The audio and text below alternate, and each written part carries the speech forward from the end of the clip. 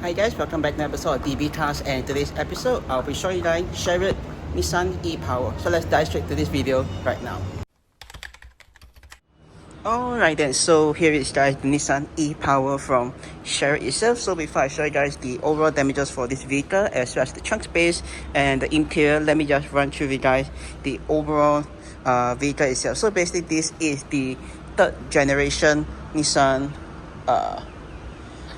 Note from Nissan itself. So basically this is the pre-facelifted Note that Nissan produced before they did a facelift, I think soon right after that. So yeah, if you want to know more about the facelifted one, you can maybe check out other people reviewing it, but for today's video itself I'll be showing you guys the pre-facelift Note itself. So basically let me just run through with you guys itself. So basically this is the third generation Nissan Note from Nissan itself, and I think if you guys want to check out my second generation review, you can I'll maybe leave it at the end of the video so that you guys can go check it out.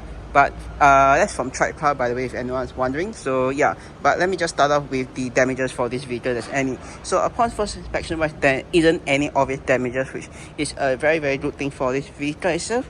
So from the driver's side, there isn't anything which I noticed which is abnormal from the vehicle. Going towards the front of the car, this is how the pre-facelift vehicle looks like. Oh shit. So yeah, this is basically how it looks like itself. Very nice with the if you guys do notice, for the pre-facelift or the second generation Nissan Note, previously they are center part which got the badge, everything, they have a V shape right in the center, but for the third generation they decided to make a V shape slightly bigger itself. So basically it just wrap around from both either side of the car itself and down to the center of it, which is quite nice. It goes right down below there itself. Moving along to the passenger side of the car itself, no obvious damage which I can notice, and also other than maybe the aftermarket wheels which I yet to mention at the start of the video, but this is not the original rims that this vehicle comes with. This is an aftermarket wheel and looks like it's already been curved, which you guys can saw from the front left side itself. So yeah, and that's basically it for the damages. There's no windscreen chip, which is a good thing for this vehicle as well. So moving along let me just show you guys the rear right now. So yeah, as I almost fall in that. So to access the trunk space for the Note itself, just need to locate the trunk release lever right between the two S's of the Nissan wording. Your hand beneath it, press on that, and you release the latch for the trunk space, and voila, this is how it looks like for the Note itself. So I'll probably put on screen right now how much trunk space this vehicle has in comparison to the second generation, which I will also put it side beside the amount of trunk space this vehicle has itself. So yeah, basically you just get a decent sized storage area. Right beneath it you just get your toolkit right here, like towing line and etc., but no spare tire unfortunately itself. So yeah, other than that is basically it for the trunk space for the vehicle itself. But if let's say you guys want more space for the vehicle itself, you could actually press on this button on either side of the seat. Press on that and you're able to actually fold the seat down to have even more space in the vehicle itself. So yeah, but one downside, as you guys can see, for this kind of layout is usually if there isn't any flat flooring itself, there'll be this kind of situation where you have to put something beneath it to have a smooth flooring so that you're able to load stuff through into the rear of the car itself. So yeah, that's a downside for this vehicle itself. So yeah, to close the trunk, very simple. Just need to grab hold on this lever, this handle right here itself, and just close it down, and the car will just close it itself. So yeah, alright, before I show you guys the rear seat of the vehicle, let me just put this back right up. Alright, so once it's back up, I will now just step right into the vehicle itself. So stepping right into the vehicle itself is basically what you're greeted with for the Nissan Note itself. Basically basically there isn't really much space.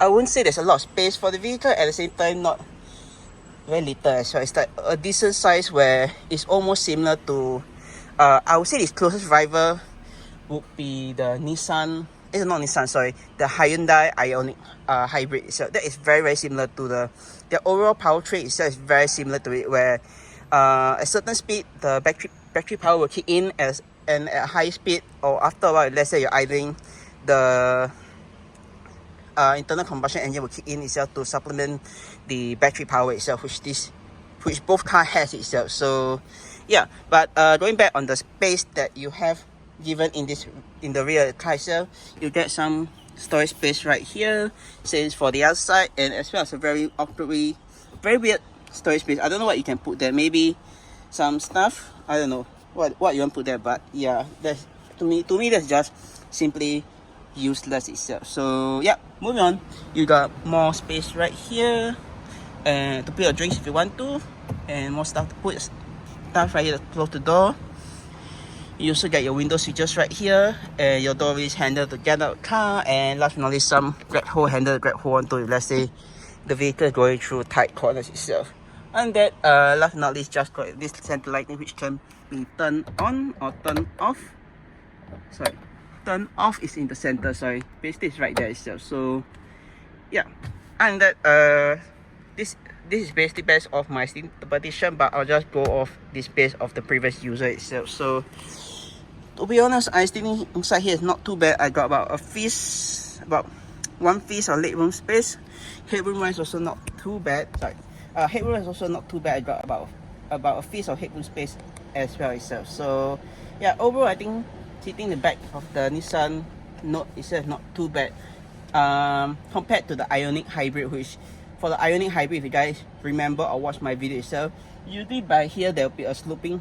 I think the overall headroom space wise for the Ioniq hybrid itself will be slightly worse, because I think they're styling for that is they're going for a hatchback kind of styling. So the almost towards the end of the car itself, the roof does slope down itself, which make it not a lot of space itself. So that's the downside.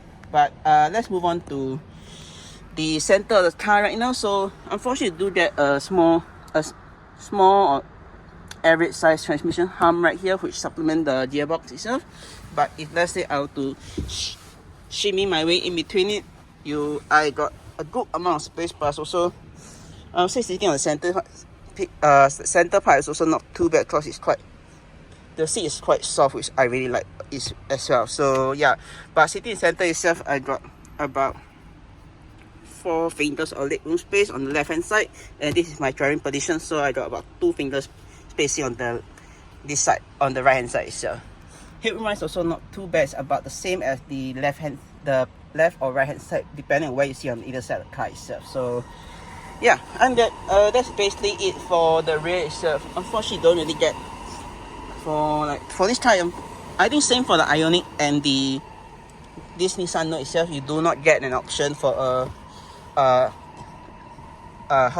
to incline back itself, but you do get a very nice window right here. If let's say you want to look through this window rather than this big ass window right here, which you're already looking at in the first place itself. So yeah, let's just step right out the vehicle right now, which is not a big issue, and let me just show you guys the front of the car right now. Alright then, now let's jump straight into the front seat of the Nissan Note itself. So basically my only complaint I have for this vehicle is the doors itself. I don't know, maybe it's the front doors that have an issue. The rear door, I don't see any issue at all. But basically the front door itself, if let's say you want to open at this angle, sometimes it doesn't really want to hold at the various opening angle that the doors is able to open at itself, which is a bit weird. But let's now speak about the storage space you do get for this vehicle itself. So starting out with the glove box, you get one right here itself. Fortunately, the glove box for this is not really that great itself, so as you can't really put much stuff. Plus, if I want to put my bag, which I have right down there, I don't think it can even fit inside there, which is a downside. So yeah, moving on, you got your second storage space right here is mainly for your bag. If you want to, your small bag, you can just put it right down below here, which is not a bad thing either, because it's more easier to access from either the passenger side or the driver side itself, so it's easier to grab hold onto itself. So yeah, next up, you got this ashtray area right here, which you can put your phone or your wallet if you want to itself. but basically it doesn't really have any wireless charging function itself. It does have type A or type A port right here to charge your devices on either side, as well as a 12-volt socket outlet right here if you want to charge it the old-fashioned way itself. So yeah, next up, you got your gear selector right here, which I will talk more about it in a moment. You got your glove box right here, which is very small, which I don't think you can put even stuff inside, probably just your wallet or your phone, and that's basically it itself. So yeah, in my opinion, I think the Nissan Note this generation itself doesn't really have a good area to store your big stuff like your bag. The only good area is right down there itself. Other than that, there's no decent size space to put. I don't think you can even put at that side, because those is mainly just for your water bottle or drinks and some manual if let's say you were to dump stuff right there itself. But yeah, okay, let's now move on to this part right here itself. So this area right here, as you guys can see, you got your electronic handbrake, your gear selector right here, your auto brake hold function, your EV mode, which let's say if there is sufficient battery in this vehicle itself, you could technically use the car in full electric mode for a short period of time before the combustion engine or motor kick in itself. So yeah, and you got your various drive selector mode right here, and last now your start stop button. Alright, let me just talk about the various drive selector mode on the Nissan Note E-Power itself. So basically I forgot to show you guys more on that in the video itself, but I just want to elaborate more about it itself. So basically it has 3 different modes itself, which is sports, normal, and eco mode. So for eco mode itself, there's only basically the car is still in drive mode, just that it's in the regen function. So basically when you let your foot off the accelerator itself, the car will just automatically slow down and also will regenerate the battery into the vehicle onboard battery itself. And let's say once you go back to normal or sports mode itself, it will just go back to its original drive mode where there's no regen function in this vehicle itself. So if you were to switch between eco and normal mode, you can definitely feel the difference on it, because you will feel like all of a sudden there's no effect of the car slowing down, or it's just like rolling slowly itself. So basically that's one thing you got to take note if let's say you were to switch between eco and normal mode itself. But other than that, that is basically it itself. So back to the video. So yeah, moving on, you got your AC controls right here itself. To me, this AC control look very familiar to me. I don't know why. It's something that reminds me of the Toyota Aqua, the new Sienna hybrid climate control. It look very similar itself. Something about it that it really reminds me of itself. So yeah, but basically you got your temperature right here, your AC fan speed control button right here, and this to turn on and turn off the AC. You got front and rear defrost. This to adjust the directional airflow blowing towards you, and you got recirculate air in the cabin itself. So yeah, moving on top, you got your headlight button and your 2 AC vents itself, which you can adjust itself. If you want to shut the AC vents, you just swivel it to, I think this center part you're not able to do so, but on the far left and far right for the driver and passenger, you're able to shut the AC vent via, let me see if I'm able to show you guys this motion itself. So basically the closing itself right now is open. If you want to shut it, just go this way and you can see the vent is closed. To turn it back, to open up, just that itself. So yeah, and that is basically it for that.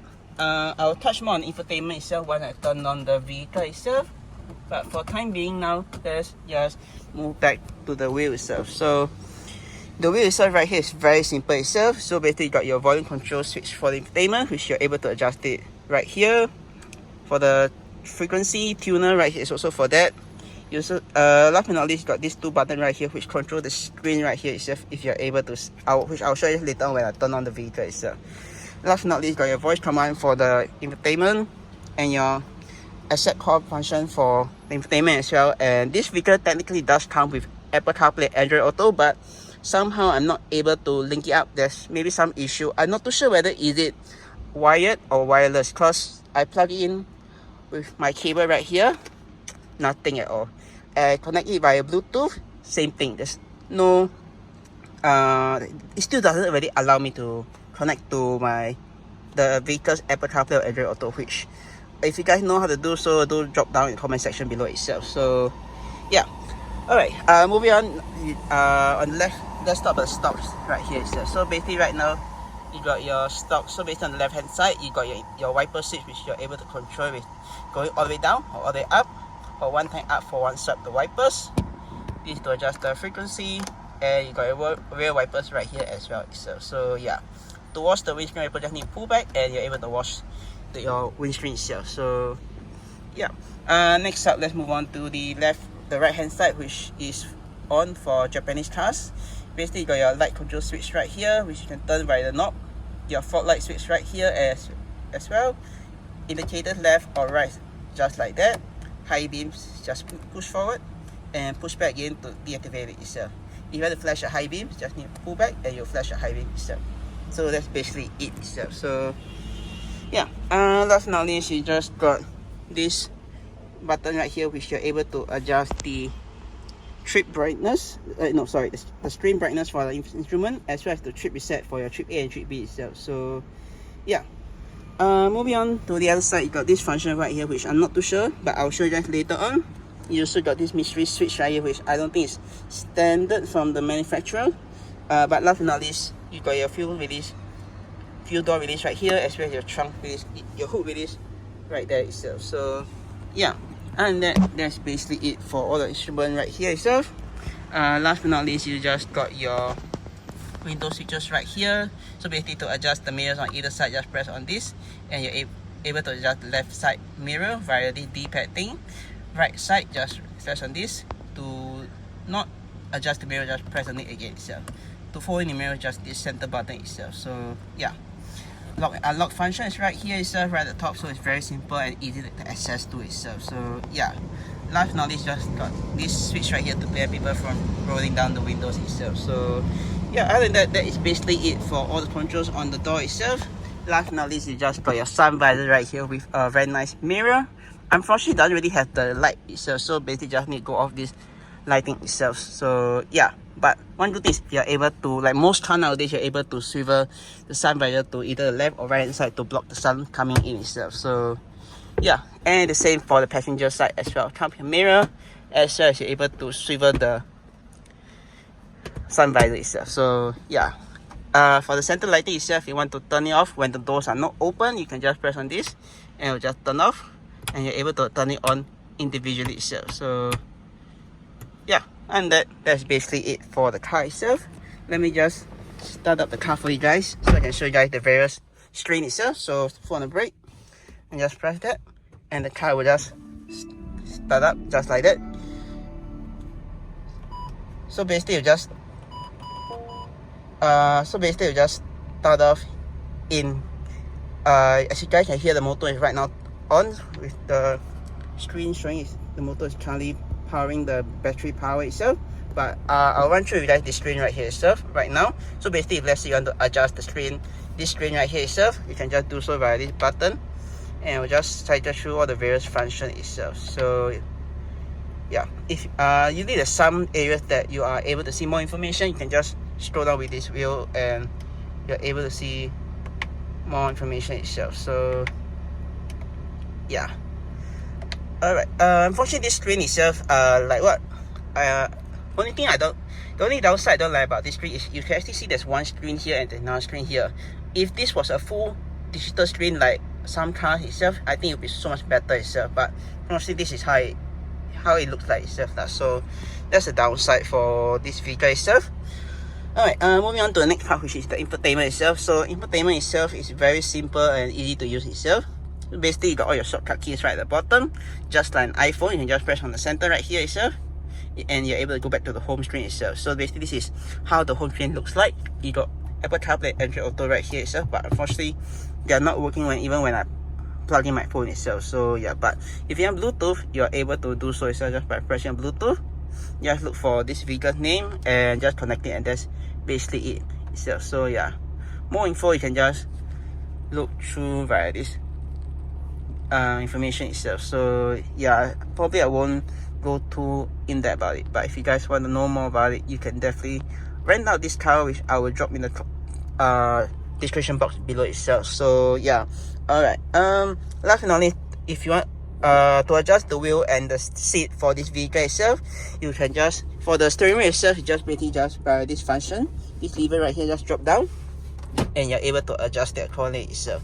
Once done, just lock it in, and that's basically it itself. So yeah, for this seat itself, there's one lever right down below here which you're able to pull on it to adjust how forward, how back.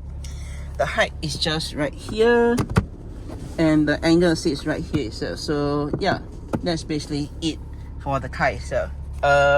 On that, oh yeah, last but not least, I want to talk about the issue. The only issue this car has is there's a real knocking sound right at the rear left itself. So maybe due to some of the maybe the suspension issue itself, cause this car is already close. There's already 100k on it, so maybe that's the issue itself. But other than that, I think the car still drives perfectly fine itself. So yeah, and that I think that's basically it for this video itself. If you guys enjoy the video itself, do click the subscribe button down right below to see more videos like this, or click subscribe and click see my 2 other videos. And with that, I'll see you guys in my next video. Peace.